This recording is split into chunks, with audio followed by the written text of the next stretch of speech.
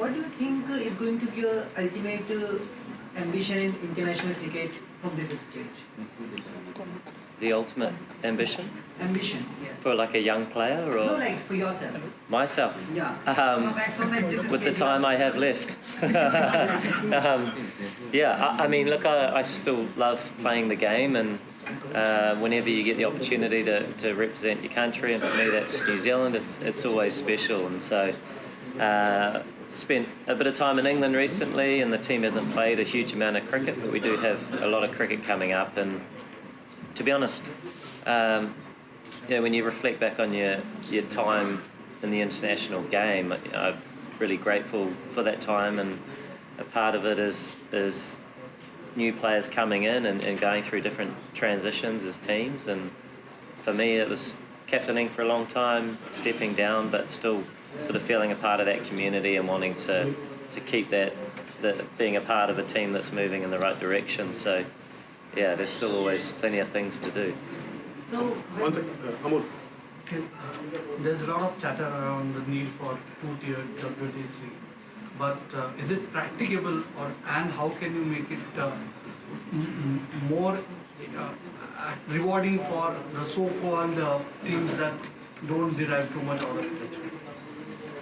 Yeah, I mean, there's been a lot of chat around the Test game and trying to keep sort of injecting life into it to some of these nations where it's certainly challenged a lot more. I guess the fear with the two tiers would be the teams in the second tier, and how you keep trying to improve as teams to perhaps get out of there and into the first division.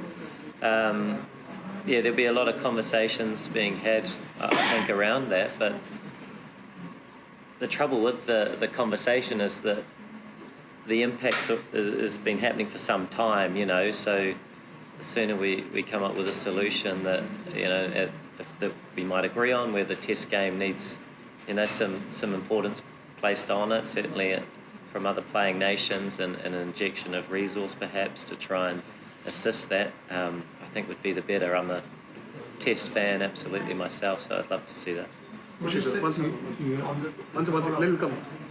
Yeah, Kane, I still recall you said when the WTC was introduced, there's a context to every test match now. You said, it's the fourth season now. Do you think there is still this tweaked?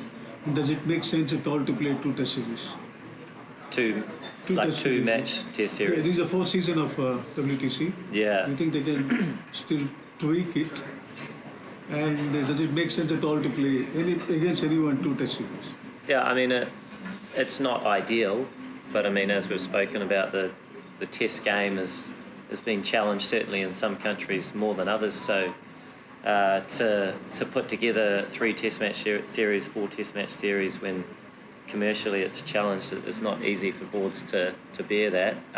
However, I do think the Test Championship has assisted in context in the game, and certainly you see a lot more results now. And I don't think it matters who you are. You'd like to win it, because it's a competition that's there in front of you. And as a team, you want to keep getting better and have those opportunities.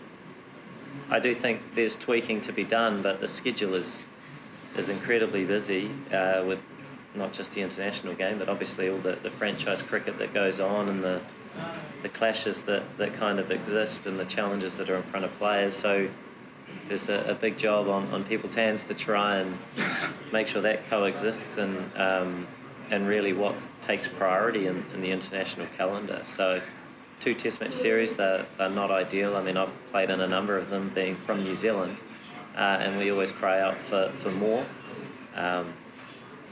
But often it's sort of the way it is, And I'd love to see the Test game grow and more resource put around it, so teams and countries have the opportunity to grow. But those are big conversations. Yeah, again, with you from your own experience of leading in all formats, the demands places on a captain, can you say that this question is specific to Shubman Gill? It would be also interested with the responsibility of playing all 3 formats. So there is a worry that it can lead to burnout. From your own experience, how is that demand if you are leading in all 3 formats? Yeah, I mean, I think it requires a lot of energy, and also it requires real clarity on what your role is, not just being captain, but specifically where it is you'll be putting all your time and energy. Because I guess naturally, if you take on everything, and I don't mean the formats, but the different roles that come with leadership, then I think there is always a time frame to do that job, and then I do see passing the baton on as I was a part of with New Zealand, whether that's 5 years, 10 years, people can do that. And then it's about that transition and that next step. And I know Shubman's got great leadership qualities, and I'm sure he's chomping at the bit to get involved as much as he can and have a big impact on India cricket. And we saw an incredible test series in England, which, right at the start of his captaincy, which is an incredible challenge to go over there in those conditions with a young team and do what they did. And it was an amazing series to follow. So, look, I think naturally you're going to take on more as a young star with great leadership qualities, and I think it's a great time for him, and he'll be enjoying it. And it comes with its ups and downs for sure, but that's part of the job. Hi, Kane. Just a follow-up question to you. As we have seen that Rohit Sharma dropped from the captaincy, Shubman Gill is the new ODI captain. So do you feel that Rohit Sharma should have been given much more time as a captain till the 2027 World Cup? Yeah, I mean, I don't know the details around the decision and those sorts of things. I'm a bit more closely connected with the New Zealand environment. But look, Rohit Sharma's a legend of the game. Done incredible things for Indian cricket, and I'm sure will be extremely helpful for all the players in his team in terms of being an example as a great leader for India. So I'm sure there's been huge benefit for Shubman taking on that role, as other players as well. Rajiv? There were two big moments against New Zealand. One, the WC final, and second one, India being beaten by New Zealand in India's home grounds. So which was the bigger moment according to you, and why? Well, look, I mean, the World Test Championship final was a great moment for us for a number of reasons. We'd been close in a couple of other events, and so quite quickly, after some of those days, to be in another final